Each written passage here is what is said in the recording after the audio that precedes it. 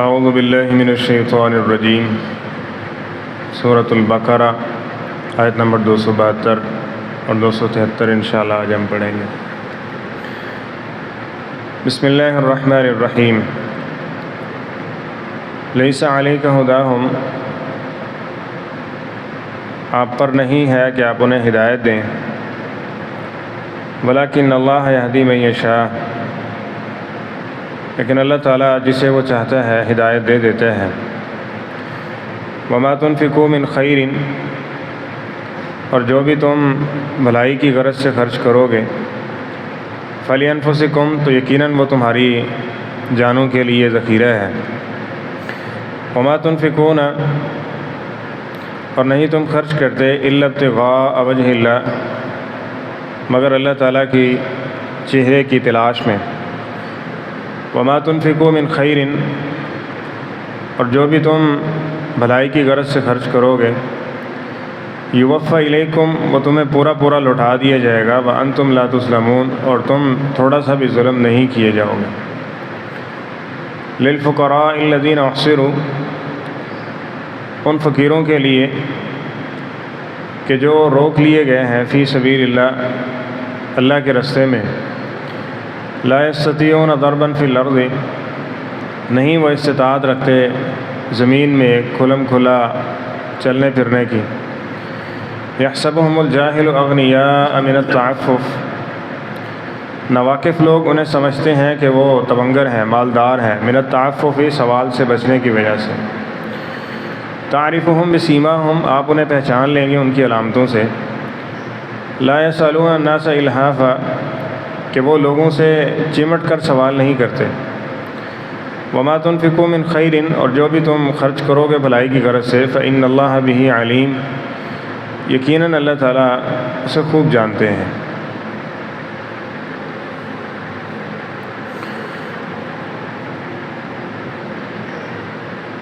فرضی زکوٰۃ اور اسی طرح جو نظر و نیاز کے حوالے سے معاملہ ہے، اس کے مصرف سورۃ توبہ آیت نمبر 60 میں ذکر کر دیے گئے ہیں۔ اور سب سے اولیٰ و افضل وہی ہے کہ خرچ کرتے ہوئے ان مصارف کو ذہن میں رکھا جائے۔ اس کے علاوہ جو نفلی صدقہ ہے، عمومی صدقہ ہے، وہ کسی پر بھی کیا جا سکتا ہے، چاہے غیر مسلم ہی کیوں نہیں ہے، اس کو بھی دیا جا سکتا ہے۔ اسی طرح جانور پرندے ہیں، ان کے ساتھ بھی اگر کوئی خیرخواہی والا معاملہ اس طرح سے کرتا ہے کہ بھوک مٹانے کے لیے، پیاس مٹانے کے لیے ان کو کوئی پانی پلاتا ہے، تو اللہ تعالیٰ اس کے بدلے میں بھی اس کو اجر عطا فرما دیتے ہیں۔ حتیٰ کہ حدیث میں ہے کہ ہر جاندار چیز جو زیرو ہے، اس کے ساتھ کوئی خیر و بھلائی کرتا ہے تو اس کو اس کا اجر دیا جائے گا۔ تو یہ آیت اس کا ایک خاص پس منظر تھا، وہ یہ تھا کہ جو لوگ مسلمان ہو چکے تھے، کچھ ان کے رشتہ دار ایسے بھی تھے جو مسلمان نہیں ہوئے تھے لیکن وہ کمزور تھے، اور بس اوقات آتے جاتے جس طرح ایک رشتہ داری کا معاملہ ہوتا ہے، آنا جانا، تو اب ان کے ساتھ کس طرح رہنا ہے؟ صاحب ذرا ایک مہمان ہے تو مہمان کی میزبانی بھی ہے۔ اس طرح کے معاملات ہیں، جس طرح سیدہ اسماء رضی اللہ عنہ جو مسلمان ہو چکی تھی، ان کی والدہ ان کے پاس آئیں تو وہ نبی کریم صلی اللہ علیہ وسلم کے پاس آئیں کہ میری والدہ وہ مسلمان نہیں ہے، تو کیا میں اس کے ساتھ صلہ رحمی کروں؟ تو نبی کریم صلی اللہ علیہ وسلم نے فرمایا صلہ، اس کے ساتھ صلہ رحمی کرو دنیاوی اعتبار سے۔ اور یہاں اسی بات کا ذکر ہے کہ ہدایت دینا آپ کے ذمے نہیں ہے، ہدایت اللہ تعالیٰ کے اختیار میں ہے، وہ جس کو چاہتا ہے عطا کر دیتا ہے۔ اب جو بھی تم بھلائی کی غرض سے خرچ کرو گے وہ تمہارے لیے بہتر ہے، اور اگر اس غرض سے خرچ کیا جائے کہ یہ غیر مسلم ہے، اسلام کو سمجھیں گے، اسلام کی ترغیب دینے کے لیے، تالیف قلب جس کو ہم کہتے ہیں کہ ان کے دل کو مانوس کرنے کے لیے ان کو دینا، تو اس صورت میں تو فرضی زکوٰۃ بھی دی جا سکتی ہے، جو سورۃ توبہ میں یہ ایک تالیف قلب کے طور پہ مصرف کا ذکر کیا گیا ہے، تاکہ وہ دین اسلام کو سمجھیں، اس کی طرف مائل ہوں، غور و فکر کریں۔ ہو سکتا ہے ان کے بند دروازے جو ہیں دل و دماغ کے وہ کھل جائیں اور وہ قرآن و حدیث اس کو سن کے وہ سیدھے راستے پہ آ جائیں۔ تو اس صورت میں فرضی زکوٰۃ بھی ہو سکتی ہے۔ اور اگر ایسا ویسا معاملہ نہیں ہے کہ یعنی تالیف قلب کی کوئی صورت نظر نہیں آ رہی، وہ اپنے اس عقیدے کے اوپر پکے ہیں، تو پھر بھی اس کے ساتھ جو رشتہ داری کے معاملات ہیں، اس صورت میں خیر اور بھلائی کے ساتھ اگر کوئی اس طرح کا معاملہ ہے تو وہ بھی اجر سے خالی نہیں ہوگا۔ وَمَا تُنْفِقُونَ إِلَّا ابْتِغَاءَ وَجْهِ اللَّهِ، لیکن یہ ہونا چاہیے کہ جو بھی آپ خرچ کر رہے ہیں وہ اللہ کے چہرے کی تلاش میں ہو، اللہ کے چہرے کی۔ اب یہاں بعض لوگوں نے چہرے کا معنی جو ہے نا وہ رضا کیا ہے، اللہ کی رضا کی تلاش میں، تو یہ کرنے کی ضرورت نہیں ہے۔ اللہ تعالیٰ کی جو ذات ہے، جو لفظ ذکر کرنا ہے نا، اللہ کو کمال پتہ ہے۔ بندہ ہے نا، بندے کو ذکر کرنا، الفاظ اس کے مطابق نہیں ہوتے تو بندہ کوئی اور اس سے ملتا جلتا لفظ ذکر کر لیتا ہے۔ انسان کی کمزوری ہوتی ہے نا، وہ بعینی ہی اس کا لفظ وہ نہیں جانتا تو اس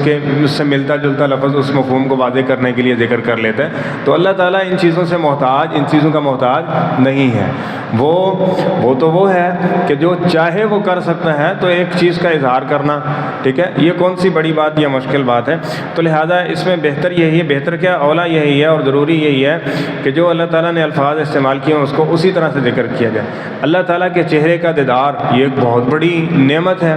ٹھیک ہے، تو اس لیے اللہ کے چہرے کی تلاش میں ہی، جس طرح مومن معاشر کے اندر بھی ہے نا کہ جو جس کی عبادت کرتا ہوگا نا تو قیامت کے دن وہ اس کی طرف چلا جائے گا۔ ایک گروہ ہوگا وہ کھڑے ہیں، وہ دیکھ رہے ہیں، جی کیا ہے آپ کا؟ ہمارا معبود تو ان میں سے کوئی بھی نہیں ہے، لات منات جتنے بھی ہیں اس طرح کے وہ سارے اس کی طرف گئے کھڑے ہیں، تو ہمارا معبود تو کوئی بھی نہیں ہے، ہمیں تمہاری نشانی کیا ہے؟ نشانی یہ ہے کہ ہمارا رب آئے گا، وہ اپنی پنڈلی کو ظاہر کرے گا، پھر ہم اس کو سجدہ کریں گے۔ تو پھر اللہ تعالیٰ وہ گفتگو ہو رہی ہوگی نا، وہ یہ جان بھی ہوں گے کہ ہمارا رب ہے،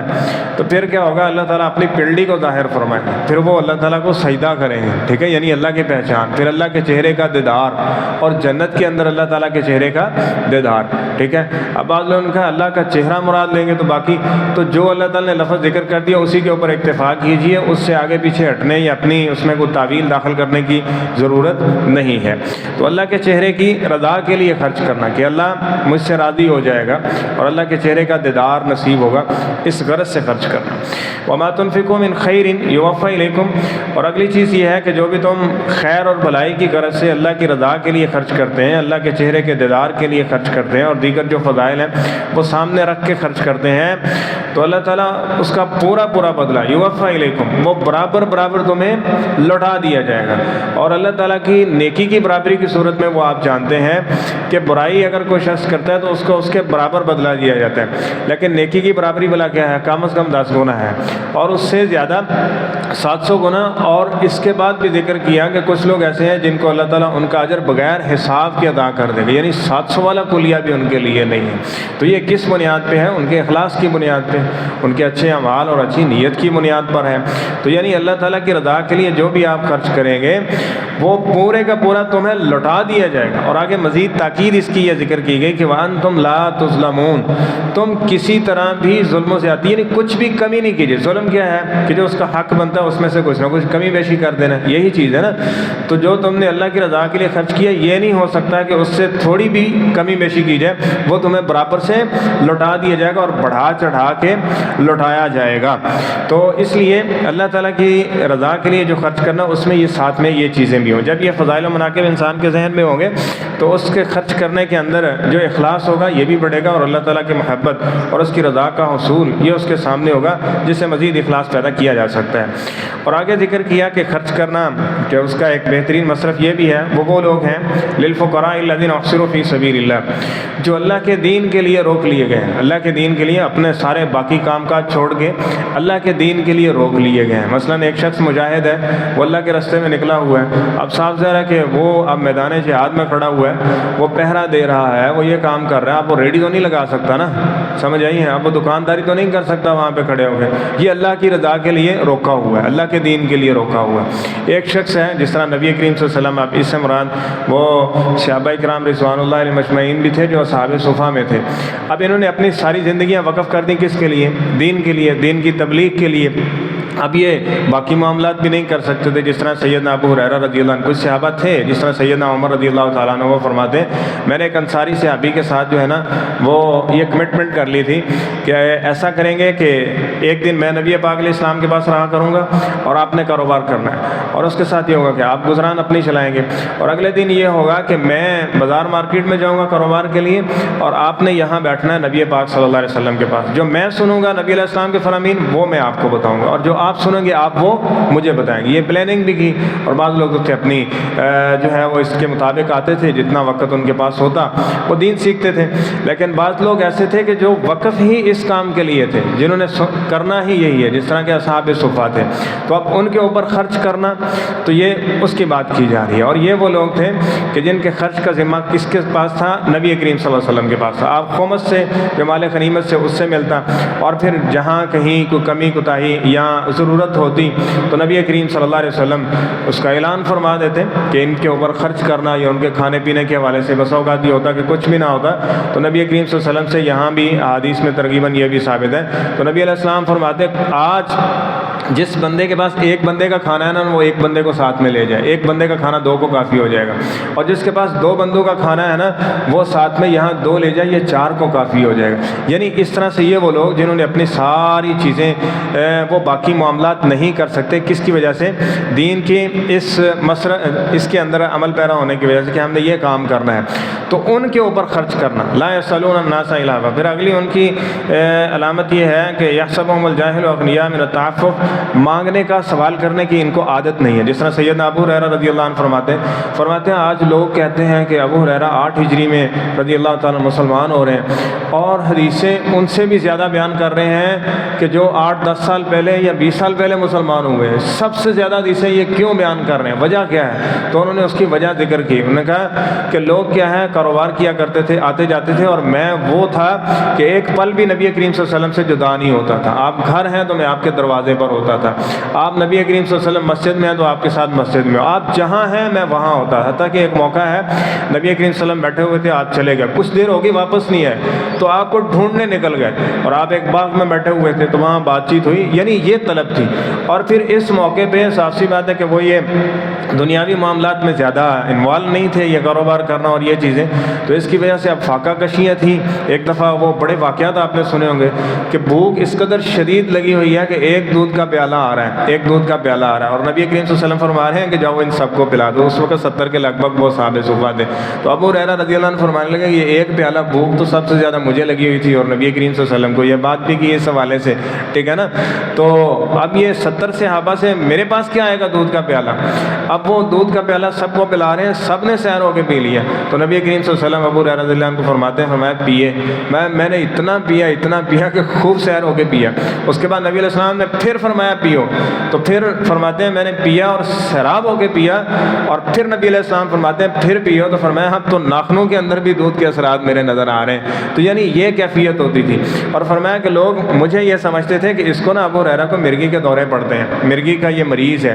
اب ایسا نہیں تھا کہ میں مرگی کا مریض ہوں، ایسا نہیں ہوتا تھا، بلکہ یہ کیفیت یہ ہوتی تھی کہ کئی دن کھانے کو کچھ نہیں ملتا تھا، کھانے کو کچھ نہیں ملتا تھا، تو اس بھوک کی وجہ سے دماغ کے اوپر جس طرح ایک